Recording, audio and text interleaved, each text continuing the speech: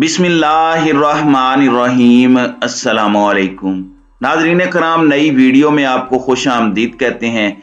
PTI को कौमी assembly से फारिग करने के मंसूबे पर बहुत तेजी से अमल दरामद जारी है। मजीद 35 इस्तीफे अब से कुछ देर पहले पाकिस्तान तहरीक इंसाफ के मंजूर हो चुके हैं। इस वक्त नंबर गेम क्या है और असल में कौन ट्रैप हुआ है? इमरान खान को ट्रैप करने की अब तक की ये सबसे बड़ी कोशिश है और इस पर ना सिर्फ इमरान खान तप गए हैं बल्कि बहुत बड़ा इजलास बुलवाया गया है। कुछ बहुत बड़े फैसले मुतवक्के हैं, जबकि दूसरी जानिब खेल बड़ा दिलचस्प हो चुका है। एक जानिब तो महंगाई के तूफान में शहबाज हुकूमत नई लंका ढाने के लिए तैयार है और ये सोच रहे हैं कि हम कुछ अरसा और सरवाइव करके अवाम को रिलीफ दे सकेंगे। वो ख्वाब भी चिकना चूर हो चुका है। लेकिन इंटरेस्टिंगली एस्टेब्लिशमेंट की रेड लाइन को कैप्टन सफ्दर के बाद अब नवाज शरीफ ने रौंद डाला है और बाज़ाब्ता तौर पर खुला इल्जाम, खुली चार्जशीट जनरल बाजवा पर लगाई है। जो पैगाम खान को भिजवाया जाता था कि बाजवा को छोड़ दें, वो रिटायर हो गया है, अब वो पैगाम क्या नवाज शरीफ को भिजवाया जाएगा? उन्होंने एक और बहुत बड़ा इल्जाम लगाया है। उन्होंने कहा कि हमारी हुकूमत को तो अभी 1.5 माह हुए हैं, इससे पहले तो बाजवा की हुकूमत थी। तो ये सारी चीजें किस जानिब नून लीग को लेकर जाएंगी और क्या इसमें अभी कोई फायदा होगा या नहीं? और डूबते को तिनके का सहारा के मिसदाक ये क्या करने वाले हैं? और ये सारी डेवलपमेंट्स हम डिस्कस करते हैं। सबसे पहले मैं आपको बता दूं कि चौधरी शुजात हुसैन की जेर क़यादत मुस्लिम लीग काफ ने चौधरी मोने सिलाही को कौमी असम्बली में पार्लिमानी पार्टी के सरबराह के ओहदे से हटा दिया है और अब अरकान की अक्सरियत की जानिब से एतमाद का इजहार किए जाने पर वफाकी वजीर बराए फूड सिक्योरिटी तारिक बशीर चीमा पार्लिमानी पार्टी के सरबराह बन गए हैं। अब इसकी वजह क्या है? क्योंकि जब एतमाद के वोट का कहा जाता है तो पार्लिमानी पार्टी का सरबराह बताता है कि कहां वोट देना है। अब इनके 5 बंदे हैं, इनमें से 3 दूसरी साइड पर हैं कौमी असम्बली में। अब ये 5 वोट शहबाज शरीफ की झोली में डालने के लिए ये सब कुछ किया गया। दूसरी जानिब पाकिस्तान के अंदर जो सूरत हाल है, जो हमारे मुआशी हालात हैं, इसमें यह हुकूमत इस वक्त बड़ी बुरी तरह फंस चुकी है और IMF की सख्त शराइत पर अमल दरामद के हवाले से वजीर आजम की जानिब से मंजूरी दिए जाने के बाद पाकिस्तान ने सेक्रेटरी फाइनेंस के जरिए IMF को तहरीरी तौर पर दरखास्त भेजी है कि अपना जायजा मिशन आइंदा हफ्ते इस्लामाबाद भेजें ताकि $7 अरब मालियत के तोसी फंड की सहूलत के 9वें जायजे के मामले में पाए जाने वाला डेडलॉक खत्म हो। नाज़रीन इकराम, आला सीनियर हुकाम ने सहाफियों के एक ग्रुप से बातचीत करते हुए तस्दीक की है कि वजीर आजम ने दूसरे रोज भी आला सतह के एक इजलास की ऑनलाइन सदारत लाहौर से की, जिसमें फैसला किया गया कि IMF के जायजा मिशन को इस्लामाबाद दौरे की दावत दी जाए। इस तरह हुकूमत ने अब यह नतीजा अखज कर लिया है कि अब फौरी तौर पर IMF प्रोग्राम को बहाल करने के मामले में कोई दूसरा रास्ता बाकी नहीं। सरकारी जराए ने कहा कि तवक्को है कि IMF की जानिब से मुस्बत जवाब मिलेगा। उन्होंने कहा कि वजीर आजम शहबाज शरीफ के मतहत मुआशी टीम ने मैक्रो इकोनॉमिक्स और माली फ्रेमवर्क को हतमी शक्ल दे दी है और जैसे ही IMF के साथ इस पर इत्तेफाक हो जाता है, इस पर अमल दरामद शुरू कर दिया जाएगा। एक और सीनियर ओहदेदार का कहना है कि वजारत खजाना के पॉलिसी साजों में यह तशवीश पाई गई कि इजाफी टैक्स इकदाम करने और बिजली और गैस की कीमतें बढ़ाने के बावजूद अगर IMF ने इन इकदाम को नाकाफी करार दे दिया तो क्या होगा। इसलिए पॉलिसी साजों ने फैसला किया कि पहले IMF के हुकाम के साथ तैयार की गई पॉलिसी पर इत्तेफाक राय हासिल किया जाए, उसके बाद अमल किया जाए।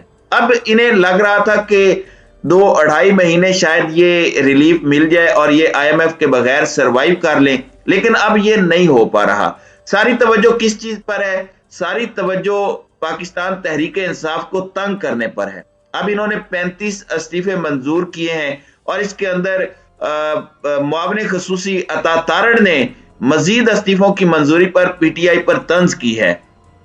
मुस्लिम लीग नून के रहनुमा और वजीर आजम के मुआविन खसूसी अताउल्लाह तारड़ ने PTI अरकान के मजीद 35 इस्तीफों की मंजूरी को तहरीक इंसाफ के लिए एक और सरप्राइज करार दिया। ट्विटर पर जारी बयान में अता तारड़ ने तंजिया कहा कि इधर खान साहब मीटिंग कर रहे हैं वापसी की, उधर पक्की वापसी हो गई, आना है वापस असेंबली।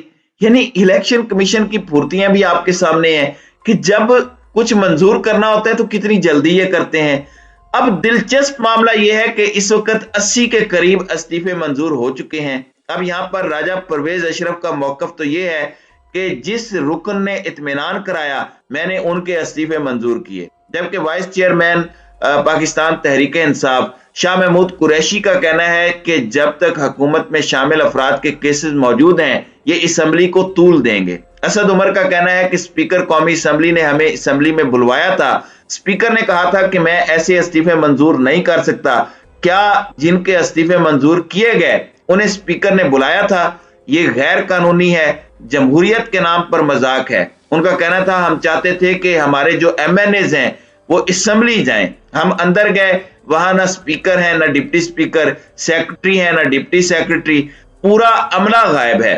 सेक्रेटरी जनरल PTI का कहना था कि मुल्क हर गुजरते दिन के साथ तबाही की दलदल में धंसता जा रहा है, पाकिस्तान को जल्द से जल्द नए इंतखाबात की जानिब ले जाया जाए। नाज़रीन इकराम, अब दिलचस्प बात यह है कि बाकी इस्तीफे मंजूर करना भी इनकी मजबूरी बनेगी जो बाकी PTI के 20-25 रह गए हैं। इमरान खान ने कल कहा कि हम अपोजिशन लीडर और चेयरमैन पब्लिक अकाउंट्स कमेटी ये दोनों चीजें अपने पास वापस लाने वाले हैं, तो इन्होंने बुखलाकर ये सब कुछ किया। अब इमरान खान ने आला सतह का इजलास बुलाया हुआ है और इस इजलास के अंदर बहुत से अहम फैसले होने हैं और मैं आपको बार बार ये रिपीट कर रहा हूं कि खान दर हकीकत इन्हें डरा रहा है। हफ्ता पहले खान इन्हें कह रहा था कि हमारे कौमी असम्बली वाले इस्तीफे मंजूर करो, स्पीकर इस्तीफे मंजूर नहीं कर रहा था। अब खान ने जब धमकी लगाई तो स्पीकर ने इस्तीफे मंजूर कर लिए।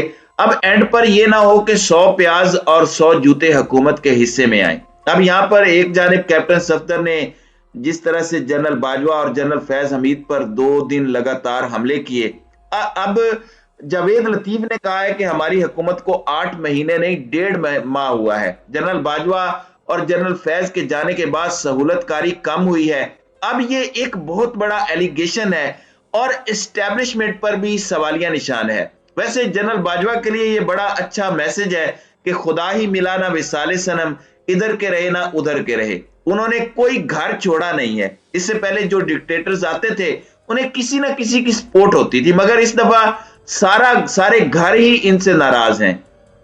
डबल गेम करने वाले से वैसे भी सब एंड पर नाराज हो जाते हैं। अब नवाज शरीफ की एक स्टेटमेंट है जो उन्होंने आज ऐलान जंग कर दिया है। उन्होंने आज बाज़ाब्ता तौर पर जनरल रिटायर्ड कमर जावेद बाजवा और जनरल फैज के खिलाफ अलम बगावत बुलंद किया है। ये जरा गुफ्तगू सुनिएगा।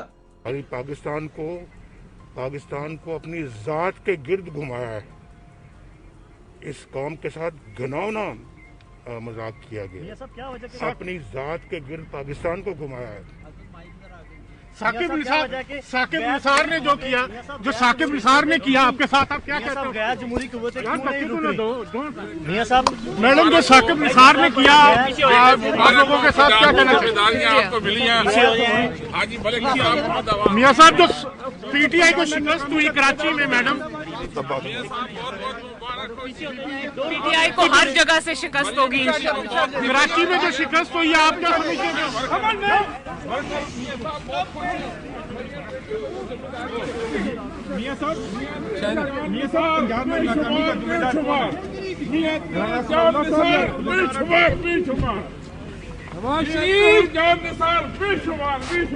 जी नाजरीन इकराम, आपने ये सुना। अब जब मरियम नवाज ने वतन वापस आना है तो आप रेडी रहें, ये पूरी जंग छेड़ेंगे। अब इनका एंटी एस्टेब्लिशमेंट बयानिया बाहर आएगा, ये वापस उसे जिंदा करने की कोशिश करेंगे। अब इनका फड्डा एस्टेब्लिशमेंट से होगा और अवाम ने भी इनका एंटी एस्टेब्लिशमेंट बयानिया रिजेक्ट कर देना है, क्योंकि सबको पता है कि इन्होंने इससे पहले वोट को इज्जत दो के बयानिए का सौदा किया सिर्फ अपने केसेस माफ करवाने के लिए, NRO 2 के लिए। तो अवाम इनको रिजेक्ट करेगी। एक वजह है जिसकी वजह से अवाम इमरान खान के साथ है, क्योंकि इनको पता है कि इमरान खान अपनी जात के लिए नहीं बल्कि अपनी अवाम की खातिर ये जंग लड़ रहा है।